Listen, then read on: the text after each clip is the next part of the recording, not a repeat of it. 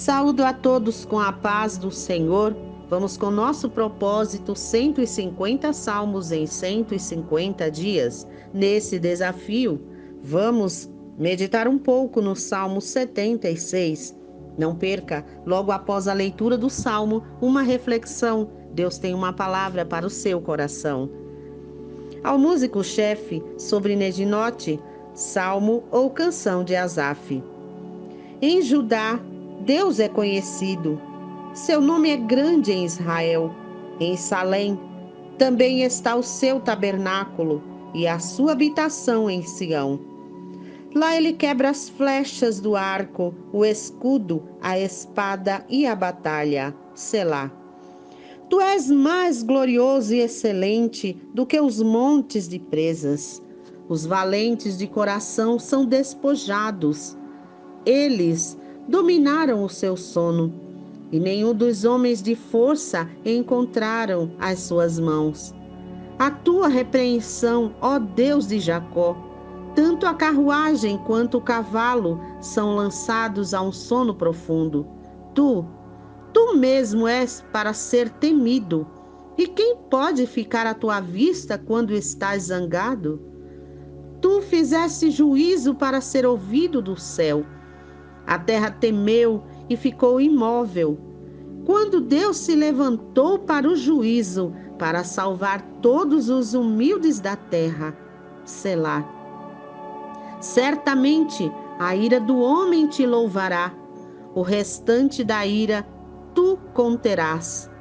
Fazei votos e pagai ao Senhor vosso Deus, e tragam presentes todos os que estiverem ao seu redor, para aquele que deve ser temido. Ele cortará fora o espírito dos príncipes, ele é terrível para com os reis da terra. Esta é a palavra de Deus para nós. Vamos meditar um pouco neste salmo, que tem por título, em outra tradução, A Majestade e o Poder de Deus. É um salmo que chama ao conhecimento de Deus, porque ele começa dizendo que Deus é conhecido. No verso 1, em Judá, Deus é conhecido. Seu nome é grande em Israel. Conhecer a Deus. Ele é conhecido pela sua criação, pela sua providência e principalmente pelos seus juízos. Os salmos anteriores, 74, 75 e 76, que é o salmo em que estamos meditando, trata do juízo de Deus. E o que é o juízo de Deus?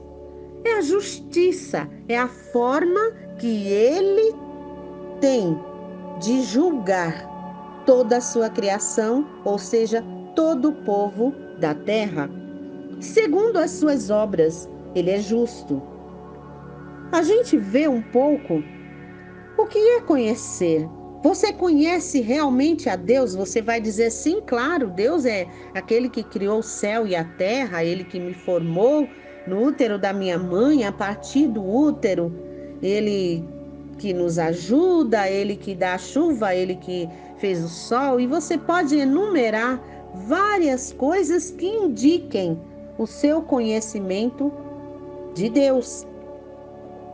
Mas em Oséias, no livro do profeta Oséias, no capítulo 6 e o verso 3 diz: conheçamos e prossigamos em conhecer ao Senhor.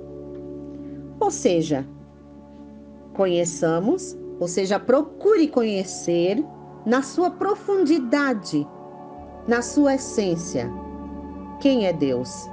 Mas prossiga, porque nunca vamos poder dizer eu conheço Deus realmente em tudo, porque Deus é infinito.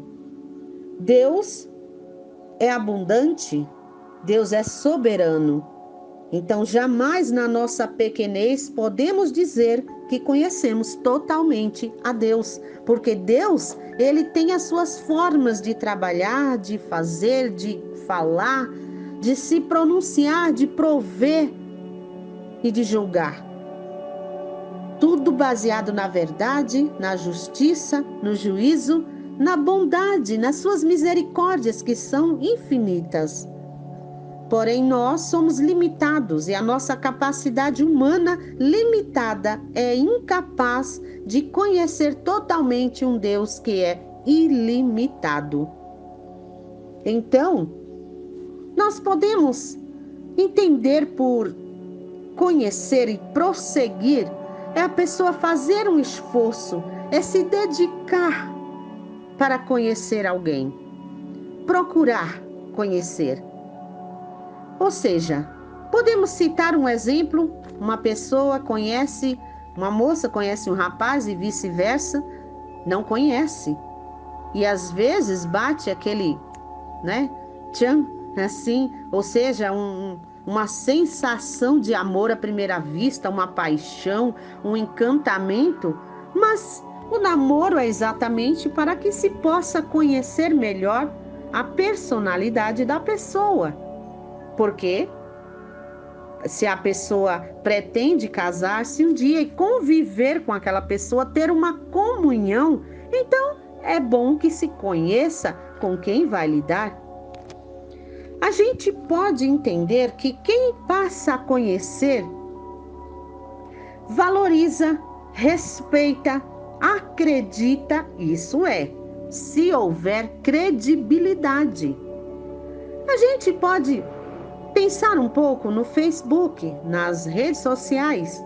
Por exemplo, se temos 1000 amigos no Facebook, mas eu, por exemplo, tenho conhecimento só apenas de alguns.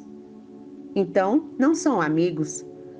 Deus, Ele quer nos ter como amigos, porque, como disse Jesus, eu já não vos tenho como servos, mas como amigos, porque o amigo sabe o que o outro vai fazer, conhece os seus feitos. Então, Deus nos chama para uma comunhão de amizade, de respeito, de credibilidade. E a gente pode pensar um pouco no povo de Israel, que nós sabemos a história e já comentamos várias vezes sobre isso, sempre caía em pecado. Deus dava as ordens e o homem sempre esquecia-se das ordens de Deus. A gente pode começar a pensar já desde o início, porque Deus, no Gênesis capítulo 2, verso 16, 17, ele deu uma ordem. Ele colocou o homem na terra, criou tudo e deixou ele lá e disse: e o Senhor Deus lhe deu esta ordem: de toda árvore do jardim comerás livremente, mas da árvore do conhecimento do bem e do mal não comerás, porque no dia em que dela comeres, certamente morrerás. Mas nós conhecemos a história, que vem a serpente e seduz a mulher, e a mulher, com a sua curiosidade, vai e prova o fruto e vê que não morreu. E aí pega o homem e vai seduzi-lo, e o homem vai e também come do fruto da árvore que Deus havia lhe dado uma ordem. E aí nós vemos no capítulo 3 de Gênesis, no verso 9, chamou o Senhor Deus ao homem e lhe perguntou: onde estás? E ele respondeu: ouvi a tua voz no jardim, e porque estava nu, tive medo e me escondi. Por que ele se escondeu? Porque ele sabia que tinha transgredido uma ordem. Independente da morte física, o fruto ser venenoso e matar o homem, mas foi uma morte na consciência, porque ali havia uma inocência. Mas independente de qualquer coisa, se Deus disse, não faça, o homem deveria obedecê-lo. E a gente vê que mais à frente no Êxodo, Moisés subiu ao monte para falar com Deus, e Deus ali foi lhe dar as instruções. E passaram-se os dias enquanto Deus falava com Moisés face a face. E o povo via aquela glória de Deus sendo manifestada ali através de trovões e raios e muitas coisas, sinais e maravilhas. Mas o povo esperava embaixo. E Arão, que ficara tomando conta do povo, foi conduzido pelo povo, ou seja, pressionado, porque Moisés demorava e o povo, na sua ansiedade, pediu: olha, Moisés está demorando muito, vamos fazer aí um bezerro de ouro, faz alguma coisa para que a gente possa adorar. E ele mandou pegar as argolas de ouro, das orelhas das mulheres, todas as joias, as coisas, e começaram a trabalhar e fizeram. Então, no capítulo 32 do Êxodo, o verso 7, então disse o Senhor a Moisés: vai e desce, porque o teu povo, que fizeste sair do Egito, se corrompeu. Então o povo se corrompeu, esquecera das ordens de Deus, dos ensinamentos de Moisés. E disse mais o Senhor a Moisés, no verso 9: tenho visto esse povo, e eis que é povo de dura serviço. Aí depois a gente vê que Moisés quis até que Deus riscasse o nome dele do livro de Deus, né? Porque não aguentava aquele povo, não é possível que eles não possam esperar um pouco. E ali a gente vê o que acontece. Quando ele pediu lá no capítulo 33, 32 ainda, mais ou menos, por ali, ele disse: perdoa o povo. Quando ele já estava revoltado, ele depois foi pedir a Deus que perdoasse aquele povo, ou então risca o meu nome do teu livro.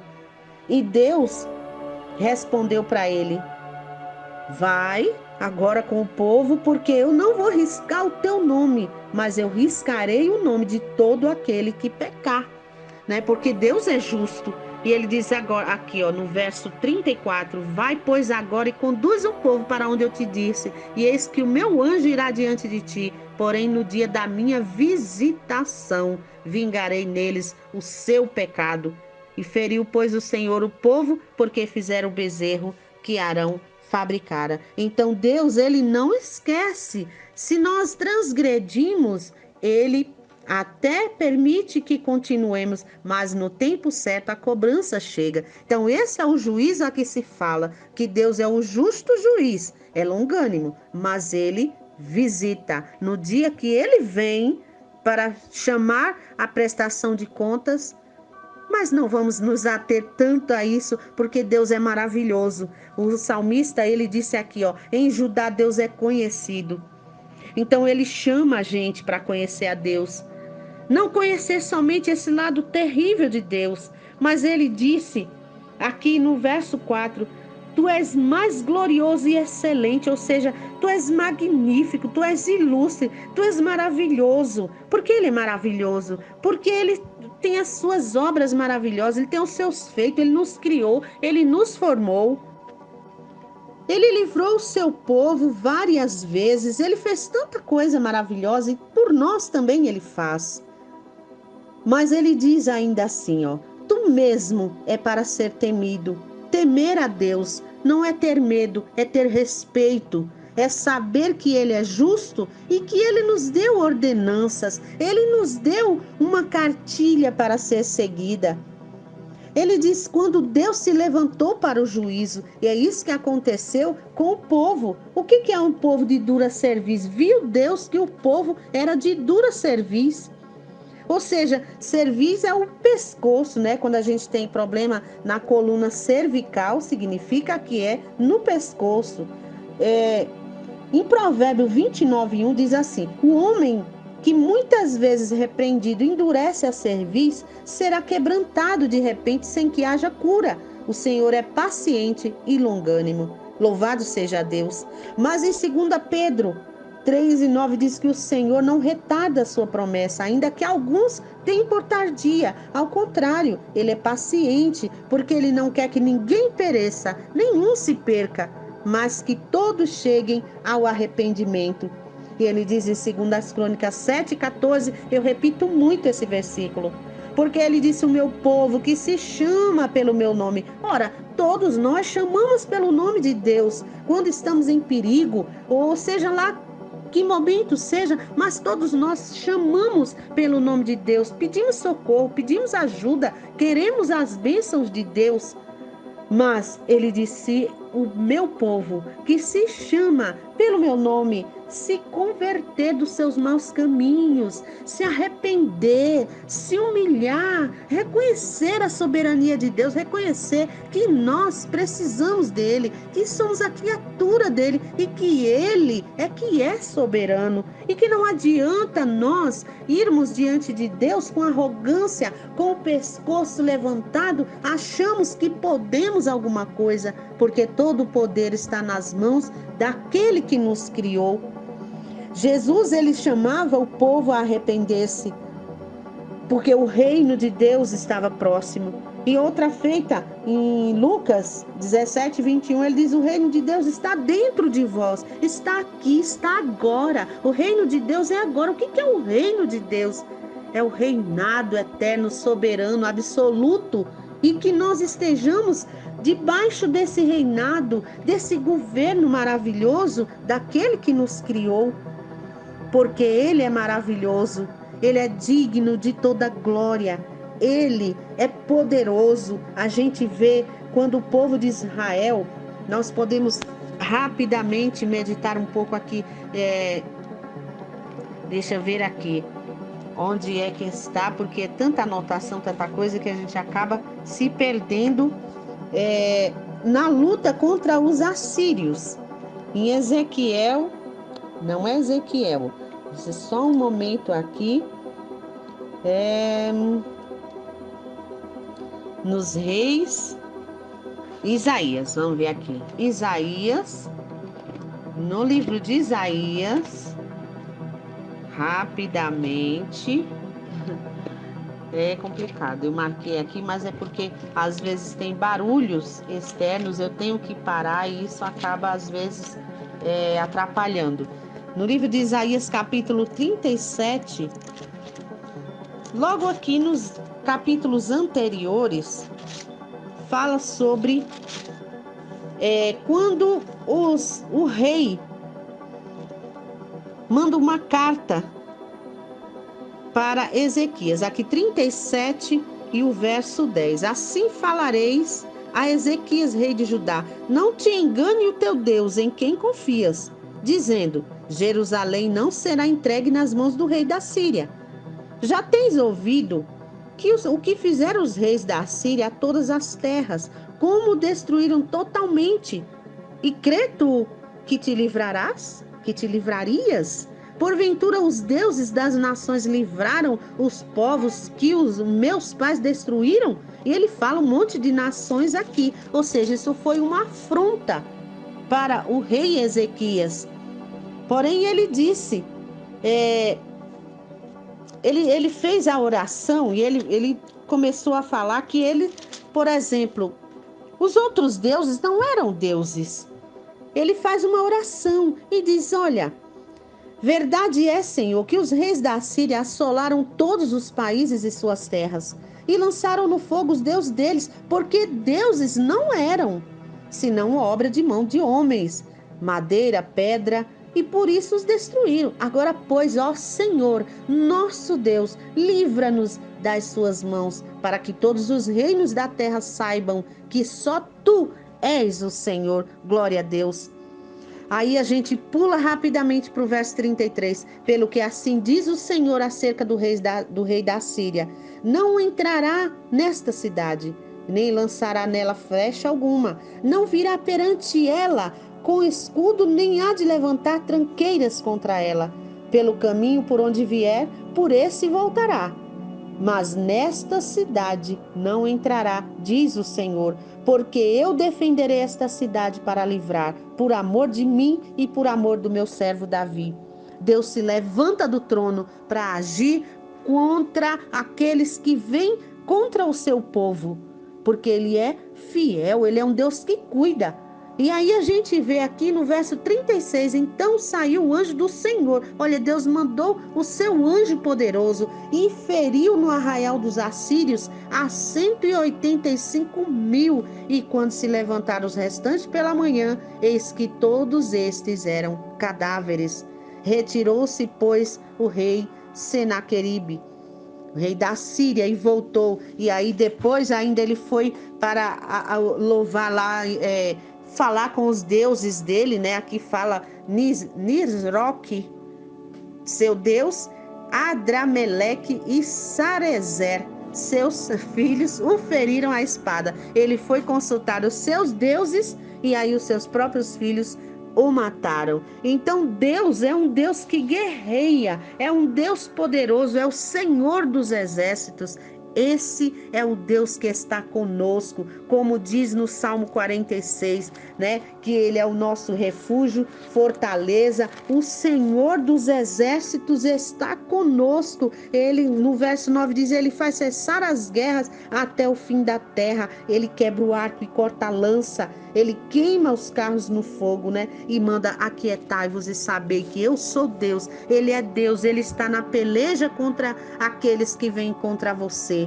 Ele está guerreando a seu favor, Ele está pelejando ao seu favor, ao meu favor, porque Ele é um Deus poderoso. Porém, nós devemos atentar para as suas ordens, atentar para as suas obras, atentar para a sua grandeza, para a sua soberania, louvar a Ele, entender que tudo está nas suas mãos e que Ele é um Deus que faz juízo, Ele julga com retidão.